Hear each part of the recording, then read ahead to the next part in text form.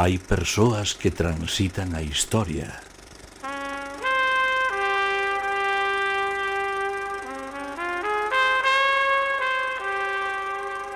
Hai persoas que fan historia.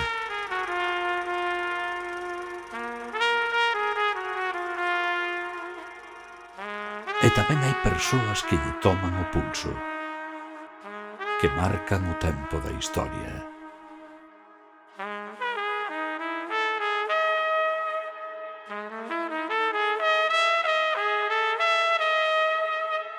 Ese é o caso de Antolín Faraldo.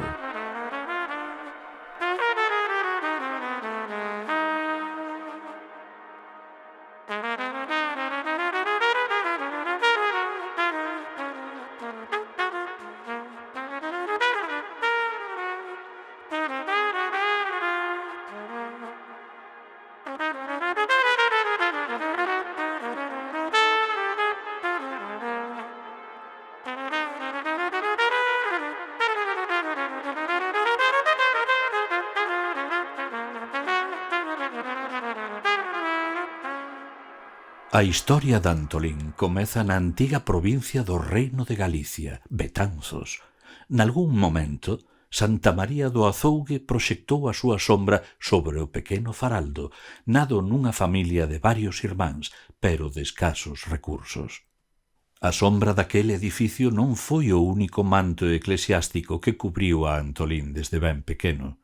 O brigantino bebeu dende moi cedo do cáliz do dogma católico no colo dunha nai beata.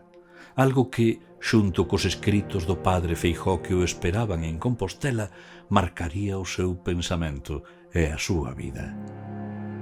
Pero outra sombra de pedra destaca na vida de Antolín, a do seu pai Feliciano, un acérrimo absolutista coñecido na Vila Mariñá por preferir un fillo morto a un fillo liberal. A ironía da historia tourearía a Feliciano con non un, senón 3 fillos con tales ideas: José, Tiburcio e Antolín. Feliciano foi perseguido, desterrado e encadeado en varias ocasións polos gobernos liberais. Entre castigo e castigo nacía Antolín.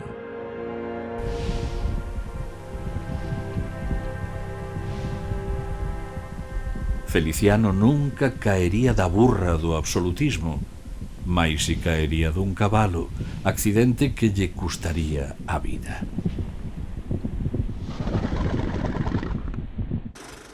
A morte física do pai e da nai e o contacto coa intelectualidade e coa universidade compostelás significarían tamén a morte espiritual de calquera posibilidade de conservadurismo en Antolín. Pero o noso protagonista xamais abandonou a base filosófica do cristianismo, un cristianismo social de vanguarda europea. Antolín e Tiburcio estudan medicina en Compostela, pero ambos son vítimas da pulsión política e xornalística. Antolín, que acode nesta época de estudante a cursos de filosofía, xamais se exercerá de médico e pasará á historia pola forza da súa pluma. Escribe en El Recreo Compostelano, en La situación de Galicia, e xa como leal militante do Partido Progresista convértese en redactor político do xornal esparterista El Vigilante. E en 1845 funda o seu proxecto máis ambicioso, El Porvenir, un xornal provincialista que se converterá en referente para persoeiros como Manuel Murguía.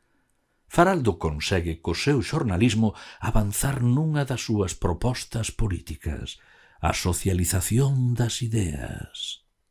Así van confluindo os caudais do xornalismo e a política, a filosofía posta en acción.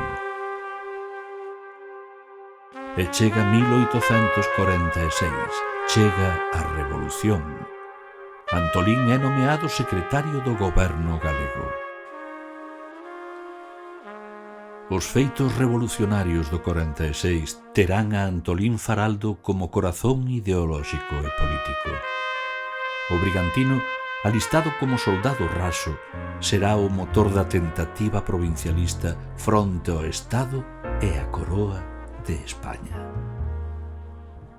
A utopía provincialista proxecta unha imaxe moderna de Galicia: unión social e política, industrialización, transporte e fundación dunha gran metrópole aberta a Europa.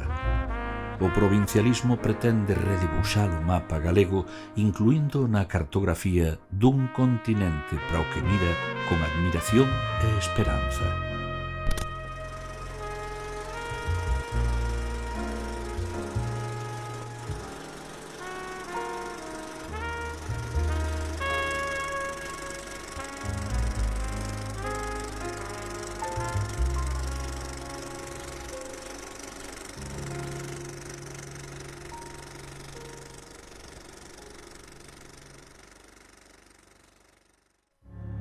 O soño libertario da xeración do 46 ten un final de pesadelo co esmagamento da revolución e o significativo fusilamento dos mártires de Carral.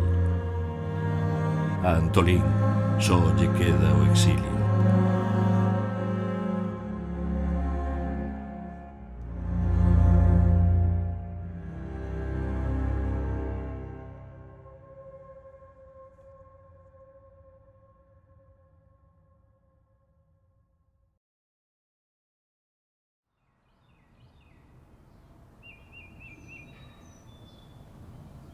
A Antolín ábreselle a oportunidade de pedir un indulto que el mesmo solicita e que lle é concedido cun gran pero. Non poderá volver residir na súa patria galega. Tras pasar un tempo en terras cordobesas, onde é proclamado como un dos dirixentes do Partido Progresista do lugar, Antolín aínda terá tinta para seguir escribindo. En 1851, en Madrid, funda e dirixe La Europa, xornal que será pechado por orde do propio Vaticano despois de que Faraldo cuestione o concordato de España coa Santa Sede. Seguirá a escribir dende Madrid para La Nación, xunto con antigos compañeiros, ata que un problema de saúde o envíe ao sur para tratar de darlle remedio á súa doenza. Tiburcio poderá visitar o seu irmán unha última vez antes de que este morra en Granada, sen volver xamais a Galicia. Murguía foi quen de ver en Antolín Faraldo unha figura adiantada ao seu tempo. Alguén capaz de saír do caudal da historia para poder ter unha visión máis xeral dela. Definiuno como el primero e el mejor dunha serie de persoeiros que construíron as ideas da secuencia provincialista, regionalista, nacionalista. O primeiro en ter unha visión xenuína de Galicia. Hai persoas que transitan a historia. Hai persoas que fan historia. E tamén hai persoas que lle toman o pulso, que marcan o tempo da historia.